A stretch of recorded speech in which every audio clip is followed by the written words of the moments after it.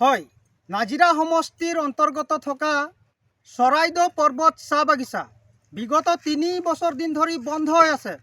আমি স্থানীয় দল সংগঠন যুৱক চামে সকলোৱে মিলি জুলি আমি শ্ৰম বিভাগ, চৰকাৰ, বিধায়ক, সাংসদ সকলোকে আমি জনাই আছোঁ যে চৰাইদেউ পৰ্বত চাহ বাগিচাখন খোলাৰ ব্যৱস্থা কৰক।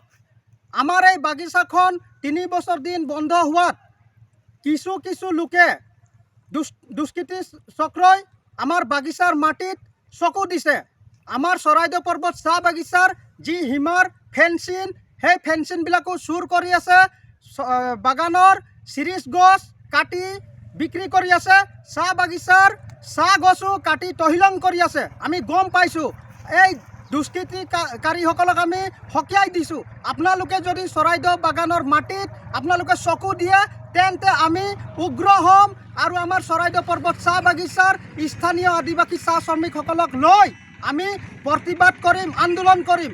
যদি চৰাইদেউ পৰ্বত চাহ বাগিচাৰ ভূমি 1 ইঞ্চি ভূমি যদি কোনোবাই চকু দিয়ে তেন্তে ভয়ংকৰ আন্দোলন হ'ব। ইয়াৰ জগৰীয়া কিন্তু আমি নহয়, অসম চৰকাৰ হ'ব, শ্ৰম বিভাগ হ'ব। ধন্যবাদ।